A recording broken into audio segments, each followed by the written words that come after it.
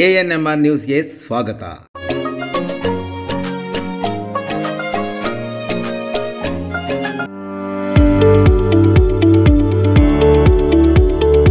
DE Preethi CBSE school Thimmasandra Chintamani.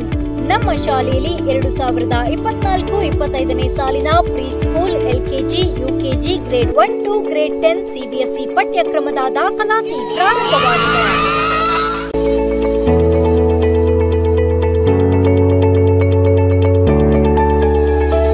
ನಮ್ಮಲ್ಲಿ IIT, ಜೆಡಬ್ಲ್ಇ, NEET, integrated coaching ಅನ್ನು ನೀಡಲಾಗುತ್ತಿದೆ.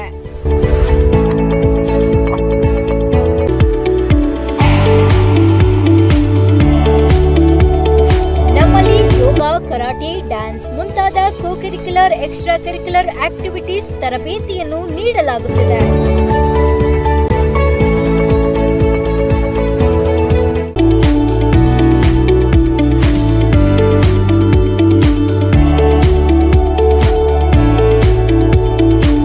ನಮ್ಮಲ್ಲಿ pre school lab, advanced computer lab, digital classrooms, advanced science lab ಜೊತೆಯಲ್ಲಿ ಪ್ರತಿ ಮಗುವಿನ ಸಂಪೂರ್ಣ ಅಭಿವೃದ್ಧಿಗಾಗಿ ಗಮನ ನೀಡಲಾಗುವುದು.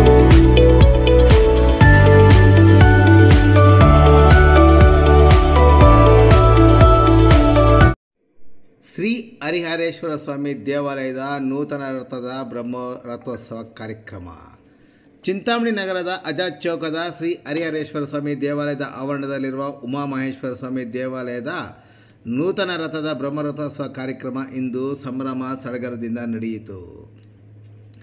ನಗರದ ಪ್ರಸಿದ್ಧ ದೇವಾಲಯವಾದ ಆಜಾದ್ ಚೌಕದ ಶ್ರೀ ಹರಿಹರೇಶ್ವರ ಸ್ವಾಮಿ ದೇವಾಲಯದ ಆವರಣದಲ್ಲಿರುವ ಶ್ರೀ ಉಮಾಮಹೇಶ್ವರ ಸ್ವಾಮಿ ದೇವಾಲಯದ 300 ವರ್ಷಗಳ ಕಲ್ಲಿನ ಚಕ್ರವಿರುವ ಹಳೆಯ ರಥ ಅವಸಾನದ ಅಂಚಿಗೆ ತಲುಪಿರುವ ಹಿನ್ನೆಲೆಯಲ್ಲಿ ನೂತನ ರಥ ನಿರ್ಮಾಣಕ್ಕೆ ಚಿಂತಾಮಣಿ ನಗರದ ಲೇಟ್ ಶ್ರೀಮತಿ ಲಕ್ಷ್ಮೀ ದೇವಮ್ಮ ಮತ್ತು ಲೇಟ್ ಸುಬ್ರಾಯಪ್ಪ ಚಾರಿಟಬಲ್ ಟ್ರಸ್ಟ್ನವರು ಸುಮಾರು 20 ಲಕ್ಷ ರು ವೆಚ್ಚದಲ್ಲಿ ನಿರ್ಮಿಸಿದ